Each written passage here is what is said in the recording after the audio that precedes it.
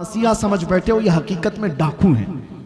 ये दुनिया तुम्हारे लूट मार की मुंतजिर है। हमारी बच्चियां भी, मेरा मैसेज पहुंचता है तो पहुंचाओ, जो ये समझती हैं कि उनकी आजादी की बात करते हैं, हकीकत में वो आजादी नहीं देना चाहते, वो तुम्हारे जिस्म के मुतलाशी, वो हवस परस्त हैं।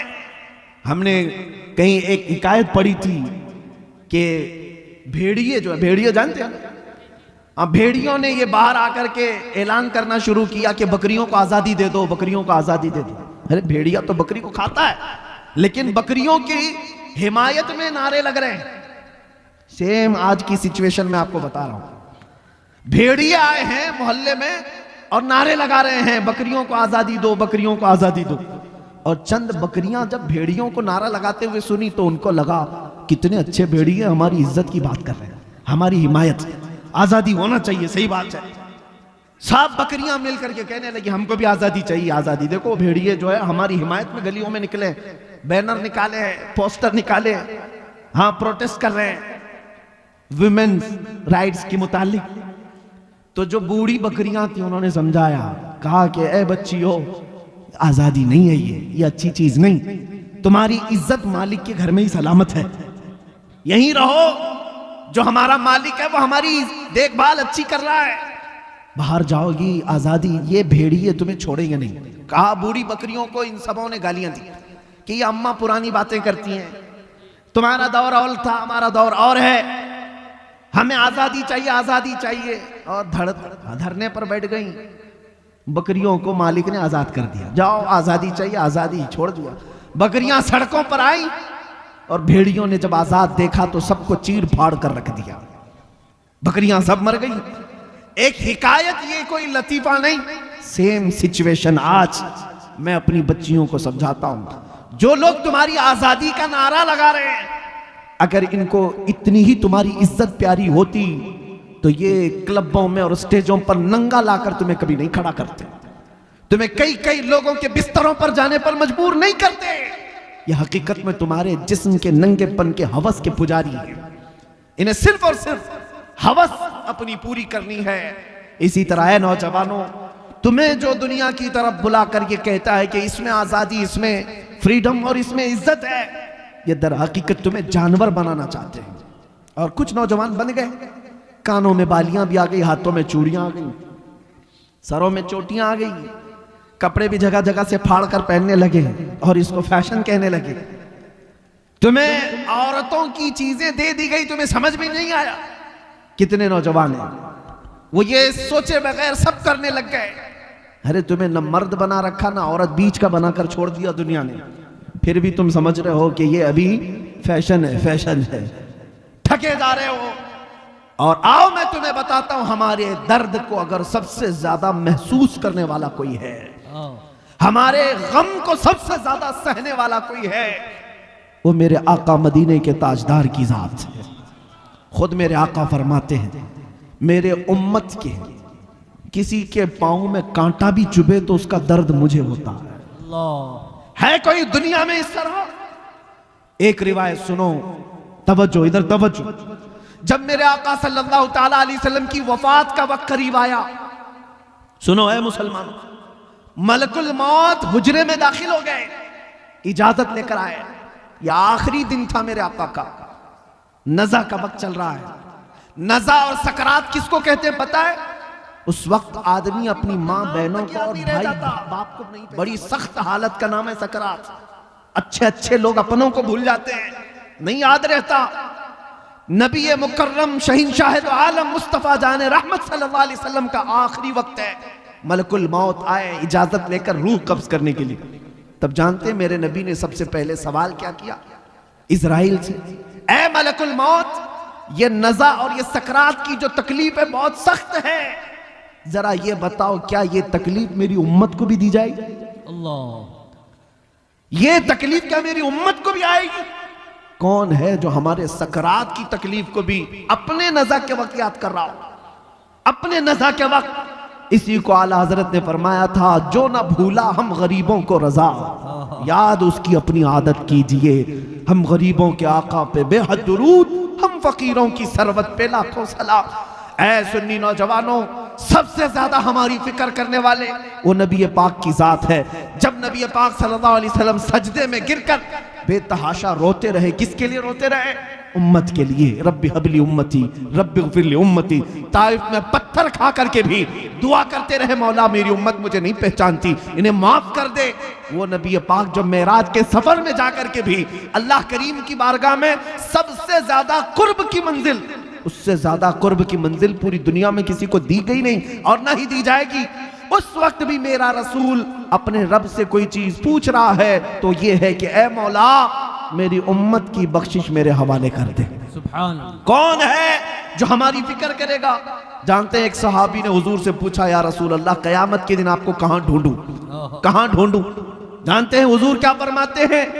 देखना हौज़े कौसर पर मिलूंगा, मेरे उम्मती प्यास से तड़प रहे होंगे, अपने हाथ से पानी भर भर कर मैं अपनी उम्मतियों को पिला रहा हूं। वहां पर भी उम्मत की फिक्र है। या फिर हुजूर फरमाते हैं अगर वहां नहीं मिला, मीज़ान अमल पर देखना जहां नेकियां और बुराइयां तोली जा रही होंगी, मैं अपने उम्मतियों के अच्छाइयां और नेकियों के पल्ले को भारी कर रहा हूंगा, वहां मुझे देख लेना, वहां मिल जाऊंगा। और अगर वहां नहीं मिला तो पुल सिरात पर देख लेना, जो जहन्नम के ऊपर का ब्रिज है, मैं अपने उम्मतियों को वहां से आसानी से गुजार रहा हूंगा। महशर के दिन भी मेरे आका हमें फरामोश नहीं कर रहे। एक और हदीस है, सुनो सुनो, एक और हदीस, मेरे आका फरमाते हैं कल क़यामत के दिन तुम मुझे देखोगे, मेरे कंधे पर चादर पड़ी होगी, मेरे कंधे पर चादर होगी, वो खसक खसक कर गिर रही होगी, मैं एक हाथ से अपनी चादर संभाल रहा हूंगा और दूसरे हाथ से अपने उम्मतियों को पकड़ पकड़ कर जन्नत की तरफ ले जा रहा हूं। जो न भूला हम गरीबों को रजा, याद उसकी अपनी आदत कीजिए। ऐ नौजवानों मुझे बताओ, जो दुनिया में हमें ना फरामोश करे। और यहां तक कि एक हदीस ये भी है कि जब मुस्तफा करीम सल्लल्लाहु अलैहि वसल्लम को उनकी कब्र में रखा गया, कब्र में उतारने वाले सहाबा कहते हैं कि हुजूर के लब हिल रहे थे, हुजूर के लब हिल रहे थे। हमने कान लगा करके सुना तो नबी पाक ये कह रहे थे, रब्बी हबली उम्मती, रब्बी ग़फ़िरली उम्मती, ऐ मेरे रब मेरी उम्मत को माफ कर दे, मेरे उम्मत को मेरे हवाले कर दे। अब सुनो, जो अपनी कब्र में ना भूले, हशर में ना भूले। ऐ उम्मत के गयूर नौजवानों, क्या तुम्हें यह ज़ेब देता है कि उस नबी को तुम यहां भूल गए, उस नबी को तुम यहां भूल बैठे? इसी को तो आला हजरत ने कहा था, शब सुबह तक सोना तुझे, दिन लहू में खोना तुझे, दिन लहू में खोना तुझे, शब सुबह तक सोना तुझे। शर्मे नबी खौफे खुदा ये भी नहीं वो भी नहीं। आ जाओ ए नौजवानों, हमें सबसे ज्यादा मदीने के ताजदार की है, वो गुंबदे खजरा के मकी की कैफियत तो यह है, कुरान कहता है अजीजुन अलैहि मा अनितुम, तुम्हारा तकलीफ में पड़ना उस रसूल को देखा नहीं जाता। जब जब तुम मुसीबत में मुब्तला हो तो आका बेकरार होते हैं, वो रब ताला की बारगाह में सिफारिश करते, मौला मेरी उम्मत को इस कसम पुरसी से निकाल दे, इस मुसीबत से आजाद कर दे। लेकिन मुझे हैरत इस बात की होती है कि ये उम्मत उस तरफ देख क्यों नहीं रही? वो रसूल आज भी अपना दर दौलत खोले हुए है, आज भी वो अपना दरबार खुला रखे हुए है। आला हजरत ने कहा है, लब वहां है, आंखें हैं बंद, फैली हैं झोलियां, कितने मजे की भीख तेरे पाक दर की है। क्या बात है। ऐ मुसलमानों, तुम्हें पता है एक बात, हजरत अबू हफ्स समरकंदी रहमतुल्लाह अलैह फरमाते हैं, मक्का में एक आदमी का इंतकाल हो गया था। मैं अपनी गुफ्तगू को समेट रहा हूं।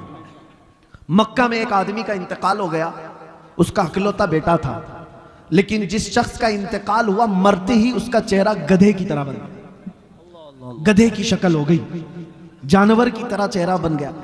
किसी के घर में कोई बाप मरा हो और चेहरा जानवर की तरह हो जाए, क्या वो दिखा सकेगा दूसरों को मैयत?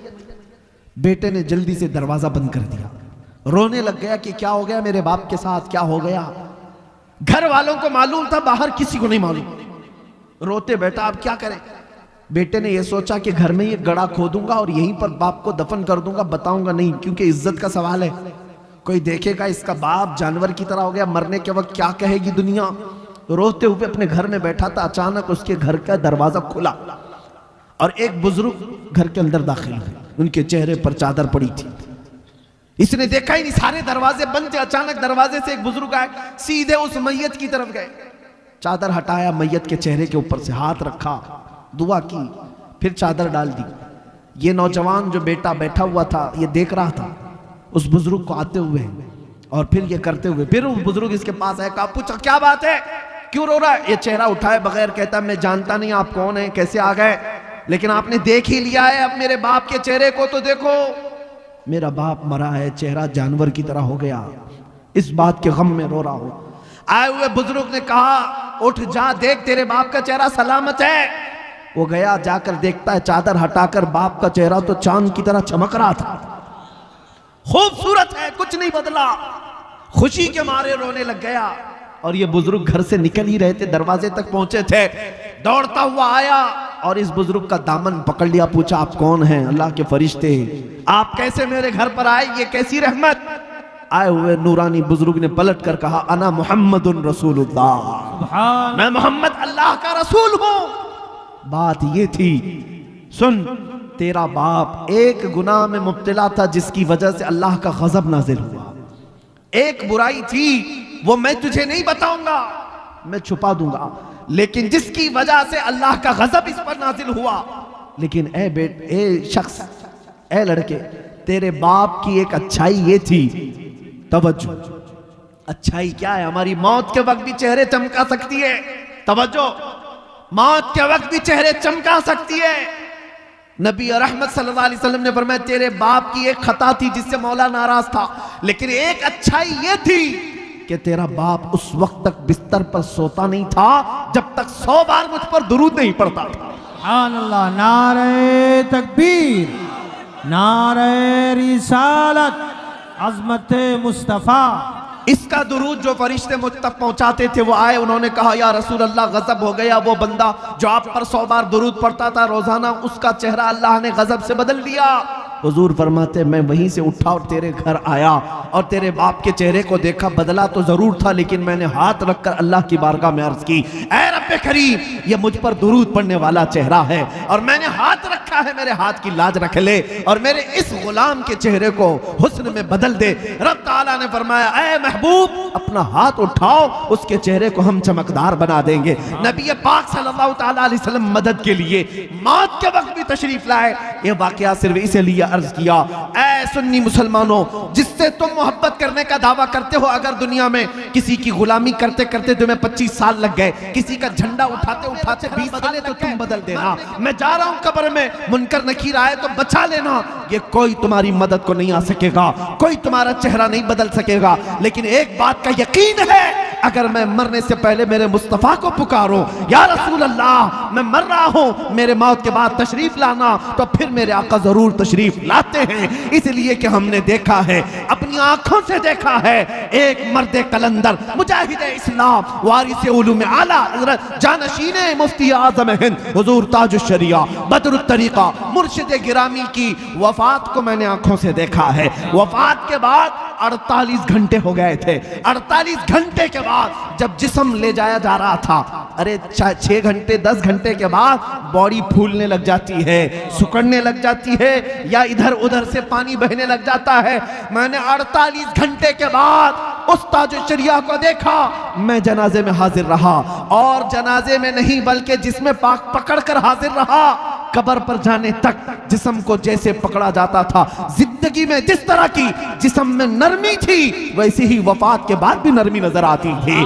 वो जिस्म तरोताजा था, उसी तरह चमकदार था। वो क्यों था मैं आपको बताऊं, इसलिए कि उस ताजुश्शरिया ने अपनी वफात से पहले बारगाह मुस्तफा में यूं कहा था या रसूल अल्लाह मैं मरूं तो मेरे आका ये मलाइका से कहना, मैं मरूं तो मेरे आका ये मलाइका से कहना, इसे कोई मत जगाना अभी आंख लग गई है।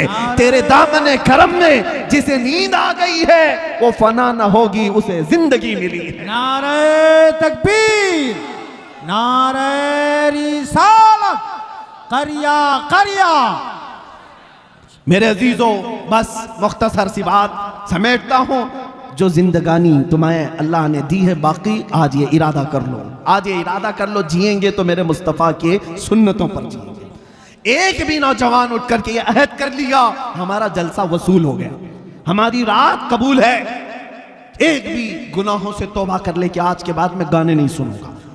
वादा करते हैं इंशाअल्लाह जो सुनेंगे मेरे मुस्तफ़ा की नातें सुनेंगे, कलामे रब्बानी सुनेंगे इंशाअल्लाह। बस एक भी खड़ा हो जाए, मेरे मुस्तफ़ा करीम सल्लल्लाहु ताला अलैहि वसल्लम की नजर इनायत हो और उसके सदक़े में मौला करीम। बैठो बैठो बैठो, मुझे पता है पूरा मजमा खड़ा होगा, क्योंकि हर एक के दिल में जज्बा है, हर एक के दिल में जज्बा है। और मुझे पता है दुनिया आज इसी बात से तो लर्ज़ा है, इसी बात से खौफज़दा है कि किसी दिन ये खड़ा हो गया तो दूसरों का उठना भी मुश्किल हो जाए। हाँ, किसी दिन ये खड़ा हो गया तो दूसरों का उठना भी मुश्किल हो जाए। इसीलिए दुनिया तुम्हें नशा दे दे करके सुलाती है। बहुत ज्यादा तुम्हारे मोहल्लों में नशा इसीलिए दिया जाता है कि ये जितना नशा करके सोते रहे हम जागते रहे। जिस दिन ये नशा छोड़ देगा हमारी नींदें हराम कर देगा, हमारा सुकून गारत हो जाएगा। अजीज़ान गिरामी वक़ार, आज फिर दुनिया को ये बताने का वक्त है, कुव्वत इश्क से हर पस्त को बाला कर दो, कुव्वत इश्क से हर पस्त को बाला कर दो, दहर में नामे मोहम्मद से उजाला कर दो। आज के पूरे इस मजमे को मैं इख्तिताम पर लाते हुए बारगाह मुस्तफ़ा में अब ये अहद करता हूँ, सब मेरे साथ हुजूर की बारगाह में अहद करते हैं इंशाअल्लाह। नबी रहमत सल्लल्लाहु अलैहि वसल्लम को हाजिर व नाजिर मानते हैं, उन्हें मालिक व मुख्तार मानते हैं, हम सब का आका व मौला मानते हैं, हम सब की जानों का मालिक मानते हैं। आओ उस नबी रहमत को गवाह बनाकर अब अर्ज करते हैं, या रसूल अल्लाह, हमने दुनिया की रंगीनियां बहुत देखी, अय्याशियां बहुत की, लेकिन अब जिएंगे तो इस वादे के साथ कि दूसरों की गैरों की नत्थु-खेरों की बात नहीं करेंगे। या रसूल अल्लाह, अब बात करेंगे तो ये कहेंगे, दहन में जुबान तुम्हारे लिए, बदन में है जान तुम्हारे लिए, हम आए यहाँ तुम्हारे लिए, उठे भी वहां सबा वो चले के बाग फले, वो फूल खिले के दिन हो भले, लिवा के तले सना में खुले रजा की जुबान तुम्हारे लिए, लिवा के तले, लिवा के तले, लिवा के तले सना में खुले। या रसूल अल्लाह, हम सब की जुबान तुम्हारे लिए, हम सब की जुबान तुम्हारे लिए, हम सब की जुबान तुम्हारे लिए। लब्बैक या रसूल अल्लाह, लब्बैक या रसूल अल्लाह, लब्बैक या रसूल अल्लाह।